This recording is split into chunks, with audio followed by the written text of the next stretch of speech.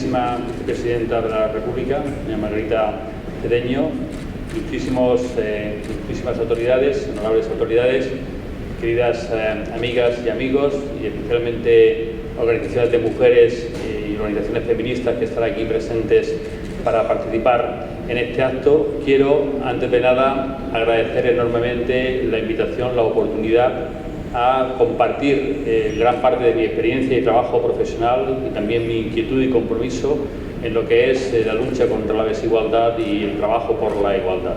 En ese sentido quiero mencionar el trabajo que desde hace muchos años viene haciendo la Fundación Guillén y congratularla y felicitarla por la oportunidad de extender ese trabajo y esa implicación y compromiso aquí a una tierra tan maravillosa como Santo Domingo. Yo estoy especialmente emocionado por estar en la tierra de las hermanas Mirabal y para mí ha sido como volver a nacer en todo mi compromiso que durante todos estos años he venido haciendo, tomando como ejemplo su figura y su compromiso. Creo que este pueblo ha demostrado la capacidad de enfrentarse a las situaciones más difíciles y más opresivas y creo que es un gran ejemplo para entender y saber y ser conscientes y mantenernos sin ningún género de dudas en el compromiso de superar una de las mayores opresiones que han existido a lo largo de la historia, como sigue siendo el machismo.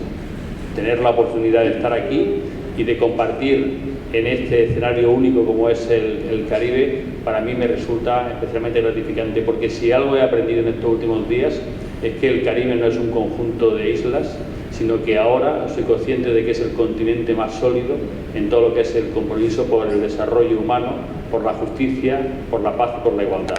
Ver lo que estoy viendo y vivirlo en primera persona me refuerza en todo lo que venimos haciendo y me afirma en que es posible continuar el avance hacia la igualdad y que es posible dejar atrás definitivamente la desigualdad y el machismo. Y lo vamos a tratar de hacer incluso con algunas referencias concretas y con algunos ejemplos de lo que es la realidad y también de lo que podemos hacer para transformar esa realidad.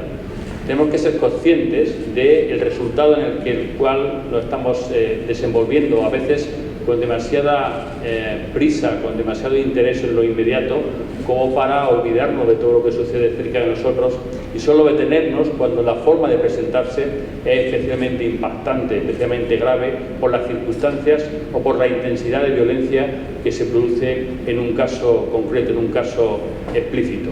Pero cuando comprobamos la realidad a nivel mundial, a nivel internacional, los datos de Naciones Unidas y de la OMS nos indican que cada 10 minutos una mujer es asesinada en el mundo por su pareja o expareja. Hay otras formas de violencia de género, pero si nos reducimos, si nos limitamos a lo que es la violencia contra las mujeres en el seno de la relación de pareja, cada 10 minutos una mujer es asesinada. Y eso significa que en el tiempo que estamos compartiendo en esta charla, aproximadamente 6 mujeres van a ser asesinadas y en cambio, y eso es lo que tenemos que tener también muy presente, en cambio no va a haber durante este tiempo 6 condenas hacia los autores o hacia otros autores que hayan llevado a cabo homicidios anteriores.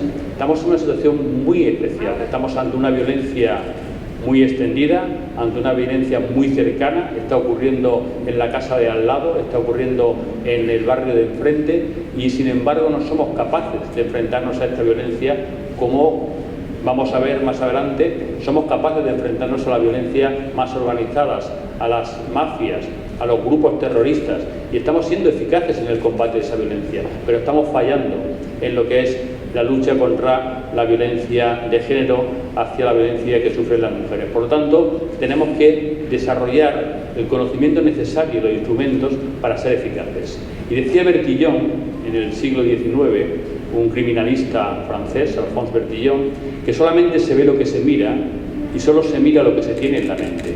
Si no somos capaces de saber qué es la violencia de género, cómo se manifiesta la violencia de género, qué características tiene, qué impacto tiene en las víctimas, cómo reaccionan las mujeres cuando sufren esta violencia, difícilmente la vamos a identificar. Bertillon decía que si no sabemos cómo se manifiesta una gota de sangre en una alfombra roja y vamos buscando una gota de color rojo rutilante buscando sangre, no la vamos a encontrar. Si no sabemos cómo cambia de color, cómo se va deteriorando con el tiempo, cómo se va deformando conforme pasan los días, no vamos a identificar la gota de sangre, aunque la estemos viendo con esa morfología nueva. Si no sabemos cómo se presenta la violencia de género y cuál es su impacto, difícilmente podemos identificarla y difícilmente podemos evitar el ciclo que se viene desarrollando hasta acabar, como vemos en algunos casos, con la vida de estas mujeres. Por lo tanto, el conocimiento es un instrumento necesario y fundamental para abordar la violencia que sufren las mujeres y prevenir el feminicidio. Y ese conocimiento debe de acompañarse de los instrumentos necesarios para ser eficaces en su aplicación. Cuando analizamos las circunstancias en las que se producen estos crímenes y analizamos quién mata a las mujeres en el mundo fundamentalmente, la respuesta es muy sencilla. Sabemos, como muy bien ha apuntado la directora general, por qué las matan, pero ¿quién las mata? Pues básicamente las matan sus parejas o exparejas.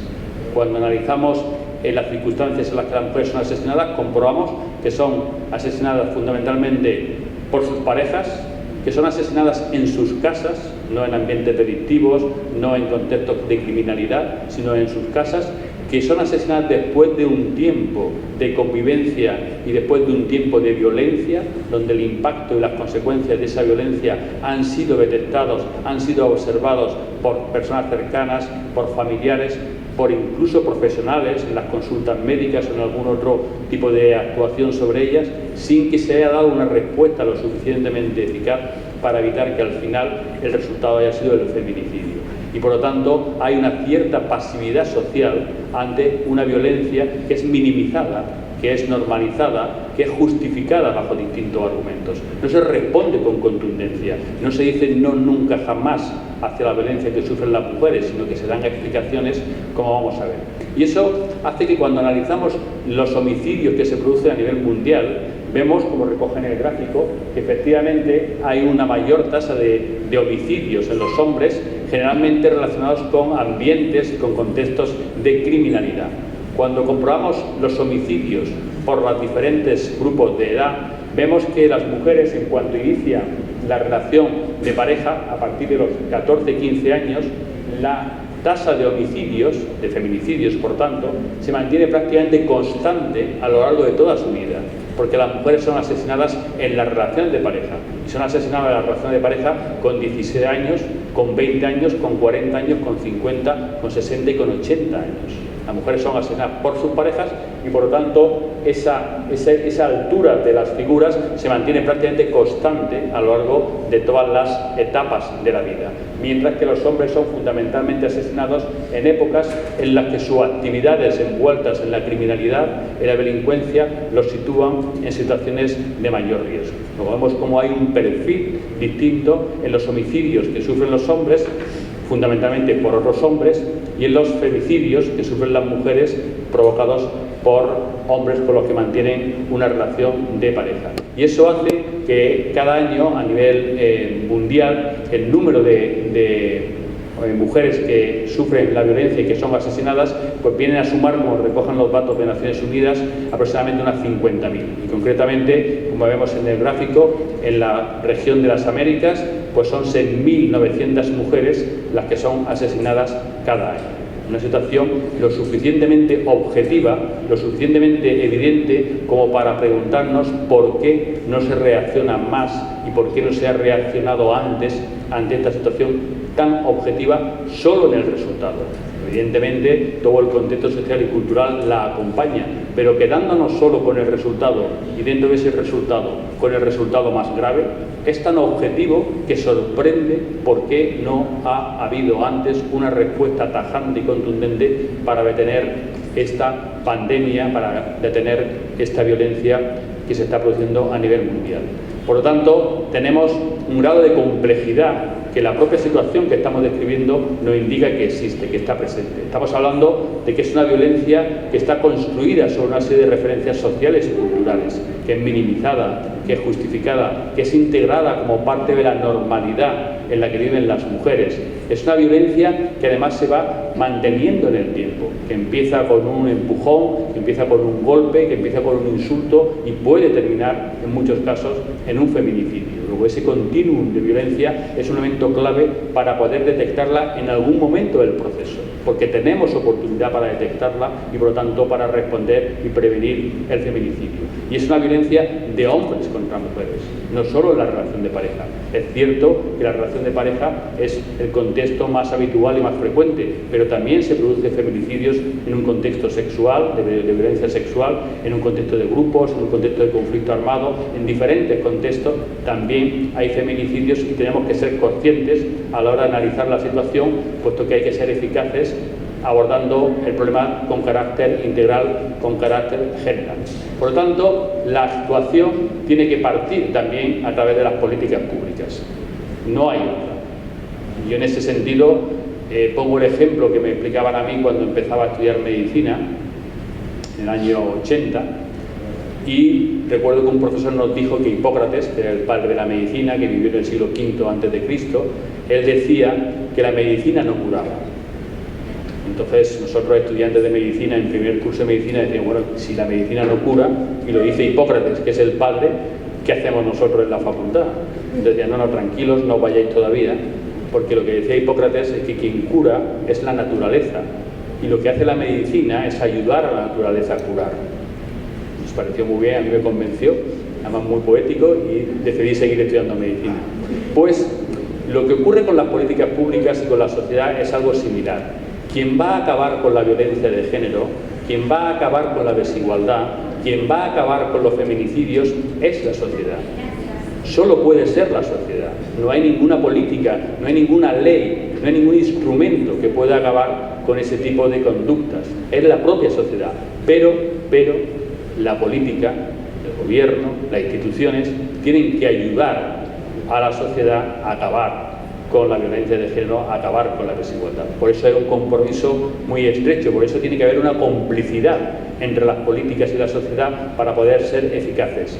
Pero lo importante a la hora de plantear las políticas es un elemento fundamental, y es, si hablamos de políticas públicas, tenemos que hablar del público al que van dirigidas estas políticas. Si no nos equivocamos seguro, porque el público, quien tiene que asumir esas políticas, quien tiene que aplicarlas, no en el desarrollo normativo, sino en la introducción como parte de su vida, es quien realmente tiene que ser el protagonista de toda esa transformación, de todo ese cambio. ¿Y cuáles son las características del público que va a recibir las políticas públicas que desarrollamos para acabar con los feminicidios? Pues básicamente un público caracterizado fundamentalmente, como os apuntaba antes, por la violencia de género. Es un público que, según el último estudio que ha hecho la Organización Mundial de la Salud, reconoce que de media a nivel mundial un 30% de la población ejerce la violencia de género o son mujeres que en algún momento de su vida han sufrido violencia de género. Es decir, 30 de cada 100 mujeres en algún momento de sus vidas van a sufrir violencia por parte de sus parejas o exparejas. 30 de cada 100. Luego tenemos un público machista, tenemos un público violento, un público que no quiere perder sus privilegios, un público que utiliza la violencia para mantener esa desigualdad y dentro de ella su estatus y su posición. Esa situación llega no solo, no se manifiesta no solo en la conducta violenta, que esa es la última expresión, sino que hay una receptividad, hay una aceptación de la violencia. Y en un estudio que se hizo en la Unión Europea podemos comprobar cómo en la Unión Europea el 2% de la población entiende que la violencia contra las mujeres es aceptable en determinadas circunstancias. Muchos de ellos no maltratan a las mujeres, pero no maltratan porque a lo mejor entienden que no lo necesitan.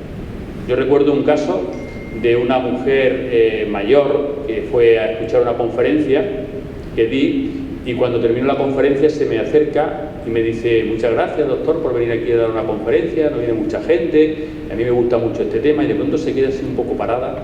Me dice: no vaya a pensar usted que yo he venido aquí a la conferencia porque mi marido me maltrata. Y yo: no, señora, de verdad que no he pensado eso. No, quiero que quede muy claro que mi marido a mí nunca me ha puesto la mano encima. Y me dice: claro, que yo tampoco le he dado motivo.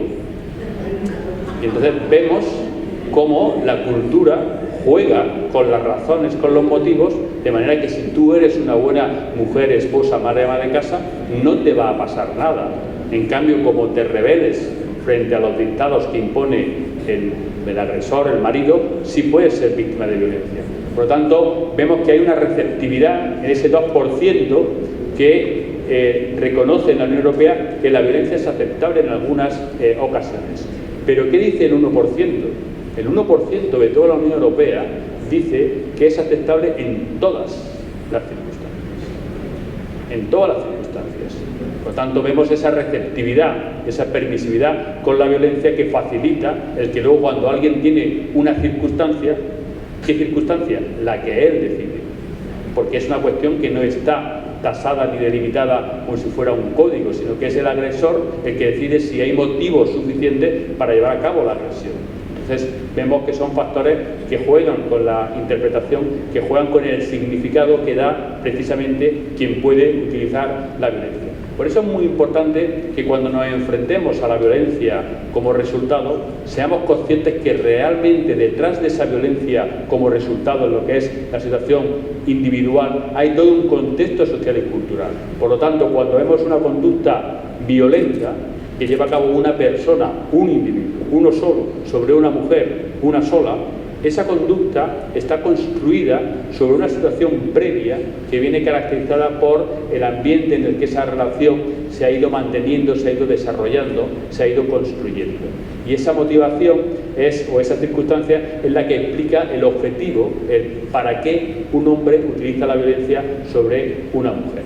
En este caso, para qué ese hombre utiliza la violencia para esa mujer. Pero es que ese objetivo, a su vez, está construido sobre ese contexto social que explica la motivación, el por qué un hombre utiliza la violencia para conseguir ese objetivo. Y esa motivación, a su vez, viene construida por la referencia cultural, por la cultura, ya no solo por la social o por lo social, ni por la relación interpersonal, sino que es la cultura la que le da un significado que entiende que ese uso de la violencia es adecuado para conseguir un objetivo determinado. Y ese significado es el que está construido sobre el género, es decir, sobre el papel, sobre el rol que hombres y mujeres asumen de manera desigual como consecuencia de esa referencia. A los hombres se les dice, tú eres la figura de autoridad, tú eres la figura de referencia en la relación y tu mujer tiene que hacer lo que tú digas. Si no lo hace, tienes que corregirla o tienes que castigarla. Pero no puedes dejar que la mujer haga lo que ella considere. Entonces eso está integrado culturalmente y las mujeres llegan a decir, pues lo que me decían a mí muchas mujeres cuando empezaba a trabajar, lo de mi marido me pega lo normal, pero hoy se ha pasado. Entonces cuestionaban no la violencia, sino el grado de violencia, o a veces las circunstancias, porque me decían también muchas mujeres, mi marido me pega con motivo, pero hoy me ha pegado sin motivo y por eso lo denuncio, porque entendía que había razones para sufrir violencia aceptada como parte de esa relación. Por lo tanto, esa construcción social y cultural es muy potente, porque no estamos hablando de personas individuales, estamos hablando de la sociedad. Estamos hablando de la sociedad impregnada por unos valores culturales que tienden a normalizar esa violencia. Y nos enfrentamos, por lo tanto, a toda una construcción basada por una serie de ideas, de valores, de mitos, de creencias, de estereotipos que están reforzando cada una de esas decisiones y cada una de esas conductas y comportamientos. Por eso los mitos y los estereotipos son tan importantes en el resultado de esta violencia y son tan difíciles de abordar porque realmente están construidos sobre esos valores más íntimos, más profundos de la identidad. Cuando hablamos de mitos y de estereotipos, estamos hablando de circunstancias asignadas a determinadas personas o contextos que se creen propios de esa persona o de ese contexto. Por lo tanto, se entiende como que es normal que ciertas cosas ocurran bajo esos estereotipos. Y el mito actúa de manera diferente. El mito lo que viene es a explicar o a dar un modelo modelo lógico para resolver una situación conflictiva, una contradicción. De manera que el estereotipo lo que hace es evitar el conflicto, mientras que el mito lo que hace es resolver el conflicto.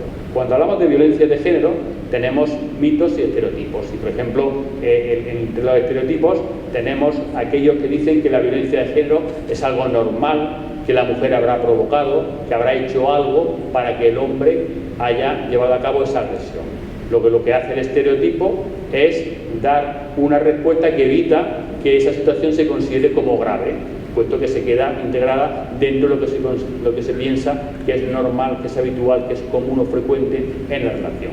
Y el mito lo que hace es, una vez que se ha producido el problema, que ya no se puede negar porque lo hemos visto en la denuncia, porque lo hemos visto en las lesiones que se han producido, lo que hace es resolver el conflicto.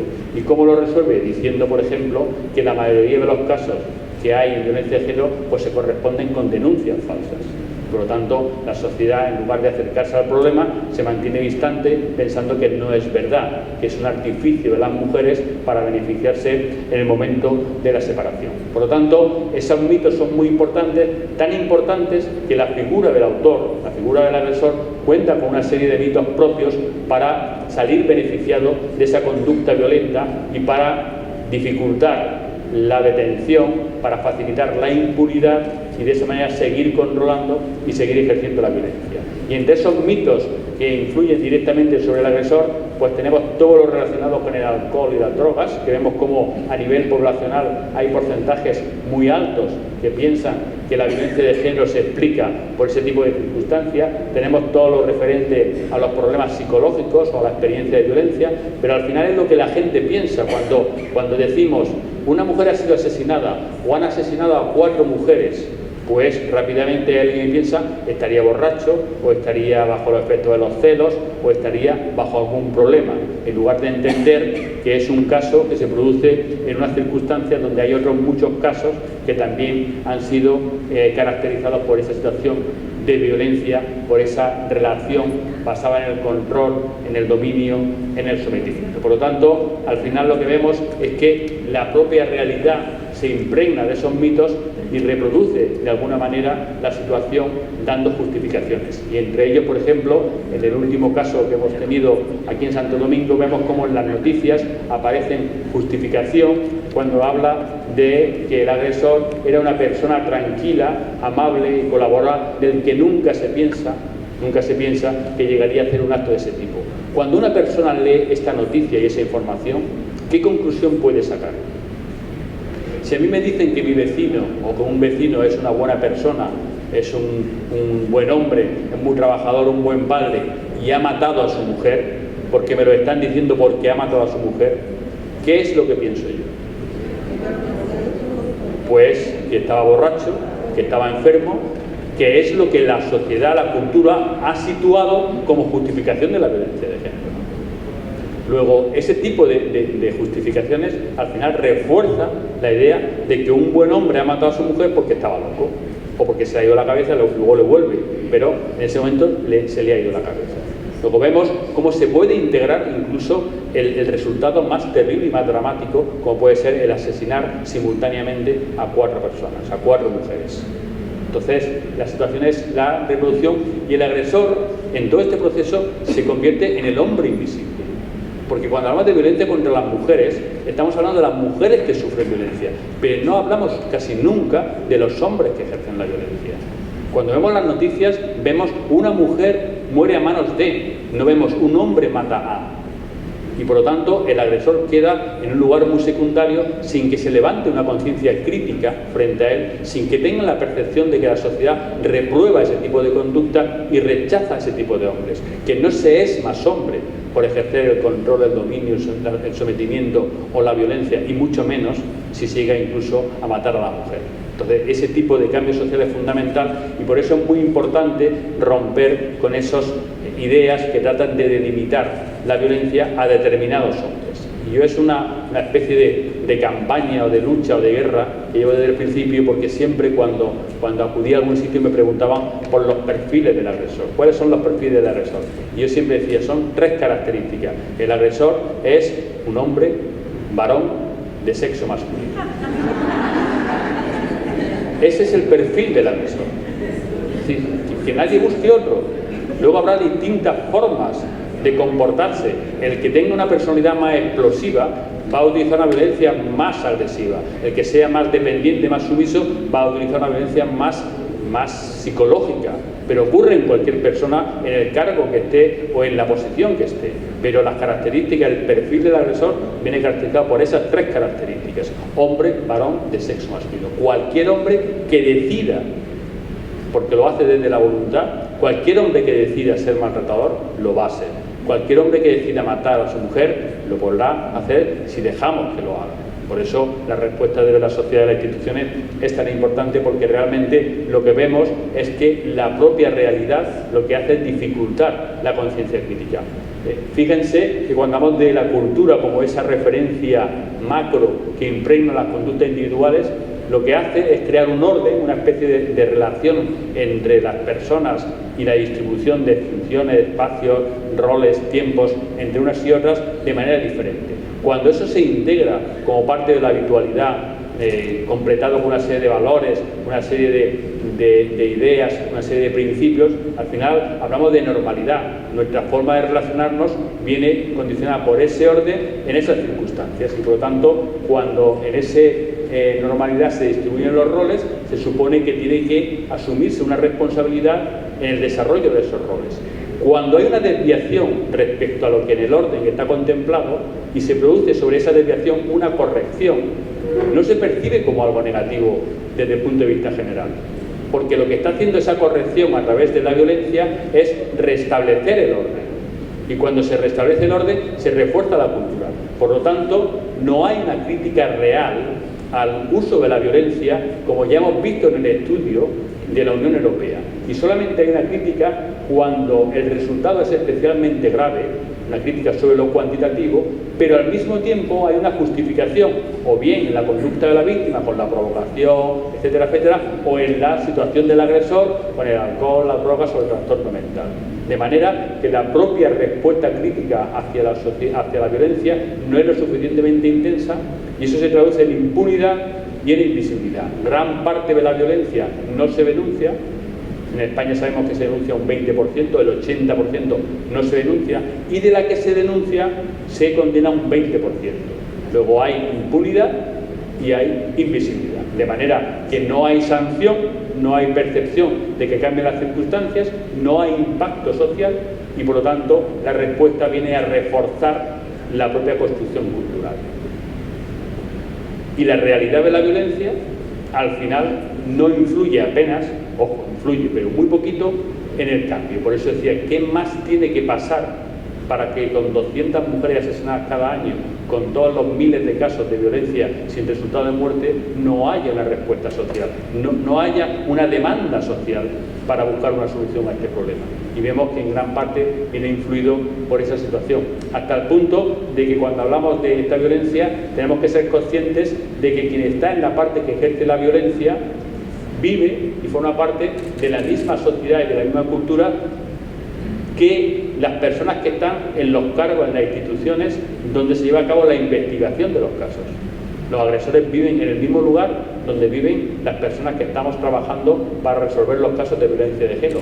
Viven impregnados por los mismos estereotipos, por los mismos mitos, por los mismos valores de la cultura. Y si no hay una formación, si no hay ese conocimiento que rompa con esos mitos, al final se reproduce en la forma de desarrollar ese ejercicio profesional, porque, insisto, forman parte de esa situación cultural. Por eso los estudiosos de la conducta criminal, sobre todo Bernd Turvik, que es uno de los principales de ciencia de la conducta en Estados Unidos, habla de la edificación del agresor y del envejecimiento de la víctima. Es muy habitual que cuando nos enfrentamos a un caso de un feminicidio haya una especie de idea positiva del agresor, un buen vecino, un buen hombre, un buen trabajador, un buen compañero, mientras que haya al mismo tiempo una imagen negativa de la víctima. Es una mala mujer, se estaba separando, lo había engañado, etcétera, etcétera. Y esa situación condiciona la respuesta profesional. Condiciona hasta el punto de que a veces limita la solución del caso y abordar la situación con garantías de éxito en la investigación. Y la situación puede ser tan terrible que hemos visto algunos casos llamativos, como por ejemplo el que vimos en el Tribunal Supremo Español, en el que la propia sentencia reconoce que una mujer que denunció al marido por violaciones múltiples, el propio juzgador en la más alta instancia española dentro de la Administración de Justicia, dio por probado que se trataba de un alcohólico muy violento y que a ella no le quedaba más remedio que acceder a sus peticiones sexuales en contra de su voluntad. Eso es violación, según nuestro Código Penal. Relaciones sexuales en contra de la voluntad es violación. ¿Pero qué dice la sentencia? Que como era lo habitual, como él se relacionaba de esa forma, pues no es violación. Es decir, si te viola una vez es violación, si te viola 35 veces no es violación. Al final es la conclusión a la que llega el más alto órgano de la Administración de Justicia, entendiéndolo como una forma habitual de relación. Es decir, tenemos que romper con todos esos mitos y esos factores que influyen incluso en la toma de decisiones. Y el segundo punto que quería mencionar es hablar de las políticas de manera rápida para dar unas pinceladas sobre la filosofía o el sentido de las políticas, no sobre las políticas concretas en sí mismo, que no es el momento. Y es importante entender que las políticas que tenemos que desarrollar para prevenir los feminicidios y avanzar en la erradicación de la violencia de género tienen que buscar fundamentalmente transformar la realidad, no solo gestionar la realidad y no solo cambiar la realidad en sentido de mejorar lo que ya tenemos, sino que tenemos que actuar sobre las causas que han dado lugar a esta realidad para que no vuelvan a producirse, porque si no nos equivocaremos. Habrá una fase positiva, pero en cuanto haya un cambio de gobierno, en cuanto haya un cambio de persona, un cambio de compromiso, volveremos a la misma situación porque no habremos transformado las causas que dan lugar a esa realidad. Por lo tanto, la política y las políticas públicas tienen que asumir un papel de liderazgo y de asumir el motor, ser el motor de cambio de esa sociedad. La sociedad no nos va a demandar demasiadas cosas en temas de desigualdad y de violencia de género. No lo va a hacer. Va a decir que no maten a mujeres. Vale, de acuerdo. Y poco más. Y poco más. ¿Por qué cambió España, por ejemplo, que es un referente a nivel de la Unión Europea? ¿Por qué cambió España su política y cambió a la sociedad como consecuencia de eso? Pues porque hubo un gobierno que asumió una responsabilidad y sin que la sociedad se lo pidiera, hizo una ley, la ley integral, que cambió toda la respuesta existente hacia la violencia de género. En España hoy, después de esa ley, de más de 15 años de esa ley, el porcentaje de población que considera que la violencia de género es un problema grave no llega al 1%. Sigue sin haber una sensación de gravedad en ese problema. Si la política no asume un papel de liderazgo, no va a haber cambio, no va a haber transformación, porque la sociedad es machista. La sociedad está construida sobre la desigualdad y es una forma de entender el orden que decíamos antes para organizar las relaciones. Y por lo tanto estamos en un momento en el que la política tiene que ser el motor de cambio y eso exige una voluntad política, un compromiso, una decisión y una determinación para llevarlo a cabo. Y tenemos que aplicarlo con perspectiva de género, que quiere decir conocer el sentido de la realidad para no tropezar con sus propias manifestaciones. Porque la perspectiva de género lo único que nos hace es trabajar mejor y mirar una realidad. La perspectiva de género no es un tercer ojo. No es que haya una serie de personas elegidas o mutantes que han llegado a este planeta para dar solución al problema de la desigualdad. La perspectiva de género realmente lo que significa es quitarnos el tapón que tenemos en los ojos referente a la desigualdad y tratar de mirar la realidad con los dos ojos, con conocimiento. Y por lo tanto, cuando hablamos de feminicidio, tratar de ampliar esa mirada, tratar de no quedarnos solo en muchos casos que se nos presenta como suicidio o como accidente, porque detrás de ese tipo de conductas hay una conducta femicida simulada como suicidio o simulada como accidente. Por eso es muy importante que cuando hablamos del contexto social y cultural tengamos que desarrollar políticas para abordar cada uno de esos contextos, cada uno de esos diferentes pasos. Tenemos que hacer políticas en la conducta violenta, por supuesto, protegiendo a la mujer y sancionando al agresor, pero tenemos que desarrollar políticas para evitar que se entienda que la violencia es adecuada, trabajar mucho en la educación. Este fin de semana la señora vicepresidenta ha publicado un artículo, Escuela y Salud Psíquica, que he leído esta tarde y que da en las claves de cómo desde la educación y de una forma diferente de educar se puede trabajar y se puede conseguir erradicar las conductas que terminan en violencia, porque impacta en todos los niños y en todas las niñas. Por lo tanto, ese trabajo en cada uno de los puntos, esas políticas dirigidas a cada uno de los escenarios es fundamental con un doble objetivo. Tenemos que promocionar la igualdad y tenemos que corregir la desigualdad. No solo corregir la desigualdad. Si dejamos que la desigualdad siga presente en el sentido de que no promocionamos la igualdad, al final evitaremos un feminicidio, pero no evitamos el siguiente.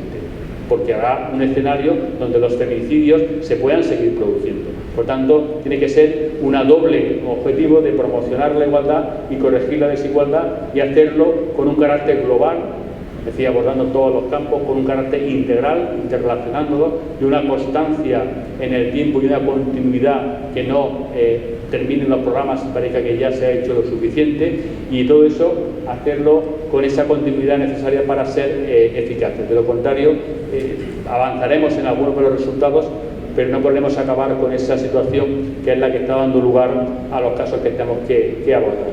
En situación de las políticas públicas, ¿puede pasar la siguiente, por favor? Que hay...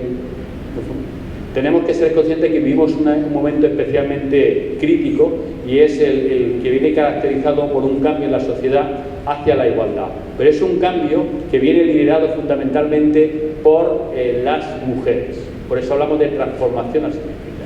El avance que se está produciendo a nivel social hacia la igualdad es un avance liderado y protagonizado por las mujeres. Y esa situación de cambio en las mujeres, pero no en los hombres, está dando lugar a un incremento de la violencia. En España, por ejemplo, vemos cómo en la columna en rojo va aumentando los casos de violencia cada año, a pesar de que tenemos leyes, recursos, información y concienciación para evitar que la violencia aumente.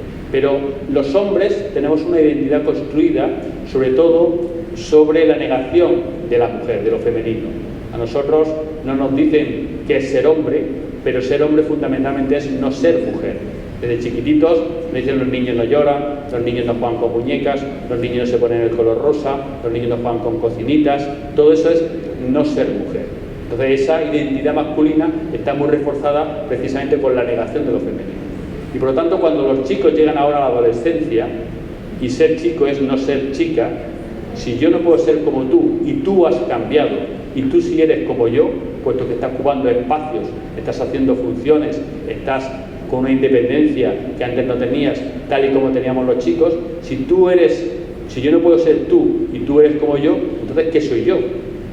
Y se produce un conflicto de identidad, en el sentido de que las chicas han dejado de ser lo que eran para ser lo que eran antes los chicos, que ahora no pueden ser porque son ellas.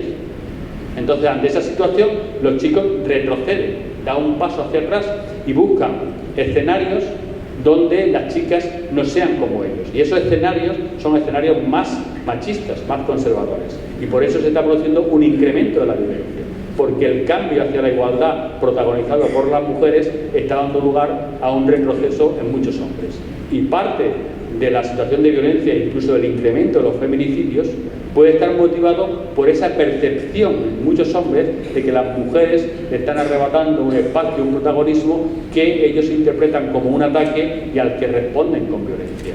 Luego tenemos que ser conscientes de esa situación para desarrollar políticas que valoren el riesgo y disminuyan la posibilidad de que se produzca una respuesta violenta por parte de estos agresores. Por eso es muy importante, como decía antes, que junto al conocimiento de las políticas incorporemos los instrumentos para facilitar el desarrollo de esas políticas.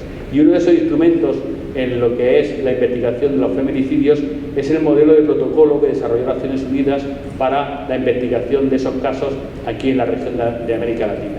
Creo que es muy importante porque lo que hace es situar los tres grandes escenarios del feminicidio: el sexual, el que se produce en la relación de pareja y el que se produce en contextos de grupos, siendo consciente de que todo gira alrededor de lo que es el concepto de género, las razones de género, pero que cada uno tiene unas características específicas que facilitan o que deben de facilitarnos la investigación y la respuesta. Y por lo tanto, ser consciente de que todos ellos forman parte de ese tipo de conductas en los que el crimen por odio, lo que son las razones de género, están presentes, y eso es fundamental para ser eficaz. Y ser muy consciente de que el feminicidio se produce dentro de un contexto de violencia de género que es una violencia cíclica de intensidad creciente. Eso es lo que define la violencia de género. La violencia de género empieza con muy poca intensidad, de forma muy ocasional, pero poco a poco va apareciendo con más intensidad y llega, en muchos casos, hasta el feminicidio. Ese continuum de violencia tenemos que actuar, tenemos que detectar, como se apuntaba antes, esa violencia en salud, tenemos que detectarla en servicios sociales, tenemos que detectarla en el impacto que tienen los niños y las niñas en la escuela. Tenemos espacios, tenemos escenarios, tenemos que tener políticas y tenemos que tener instrumentos y tenemos que tener profesionales formados para poder llevar a cabo esa detección y esa actuación de manera que se resuelva el problema. Es una situación obligatoria, no es una opción. La Corte Interamericana ha dicho que es una obligación de los Estados trabajar para erradicar los estereotipos que están influyendo en la violencia y que están influyendo en el desarrollo de esa violencia hasta la violencia de género, hasta el feminicidio. Y lo que decía al principio, estamos siendo eficaces en lo que es el combate de los homicidios en las situaciones más complejas y sofisticadas, en grupos criminales organizados, en mafias, en grupos terroristas, y en cambio en los homicidios por violencia de género no estamos disminuyendo la situación, sino que incluso está aumentando en estos últimos años. No tiene sentido, no tiene ningún sentido que seamos capaces de combatir y mejorar la respuesta en los grupos organizados y que no seamos capaces de evitar los homicidios que se están produciendo en la puerta de al lado. No tiene sentido. Y por lo tanto tenemos que ser conscientes de que hay un déficit en la propia conciencia del problema y en la propia respuesta como consecuencia de ese déficit de conciencia. Tenemos que invertir mucho para invertir la realidad, para cambiarla, para transformarla, para quitar las causas que dan lugar a ella, no solo para modificar su expresión y su manifestación. Y esa inversión no solo es económica, no solo es en políticas, es en posicionamiento individual. Decíamos al principio, según Hipócrates, que la medicina no curaba, que era la naturaleza, pero que tiene que ayudar la medicina a esa naturaleza. Al final, decimos ahora otra vez que quien puede acabar con la violencia que sufren las mujeres, quien puede acabar con los feminicidios, es la sociedad, solo es la sociedad. Las políticas tienen que ayudar a la sociedad a cambiar, y si hay una unión, una complicidad entre sociedad y entre las políticas, al final habrá resultados positivos. Por favor, la siguiente. Porque tenemos que construir esa realidad, la siguiente, por favor, para que esa realidad sea lo que nosotros, lo que nosotras queramos que sea. La realidad nunca es un accidente. Cuando vemos casos como el del fin de semana, cuando vemos las estadísticas sobre violencia de género, eso no es un accidente. Eso es el resultado de lo que hemos hecho o hayamos dejado de hacer para que se produzca o no se produzca. No es responsabilizarnos individualmente, la culpa la tiene solo y exclusivamente cada uno de los asesinos. Pero sí tenemos que hacer para cambiar las circunstancias en las que cada uno de esos asesinos ha actuado para cometer el feminicidio. Si somos capaces de trabajar para que haya una sociedad en igualdad y en paz, el resultado será la convivencia, será la paz y será la igualdad. Si no trabajamos por la paz, por la igualdad y por la convivencia, el resultado será la violencia. Y cuando ocurra la violencia, no podremos pensar ni decir que ha sido un accidente o que es algo inexplicable o que nos pregunten por qué siguen matando a las mujeres. La respuesta también es por qué van a dejar de matar a las mujeres si no hacemos lo suficiente para que eso no ocurra.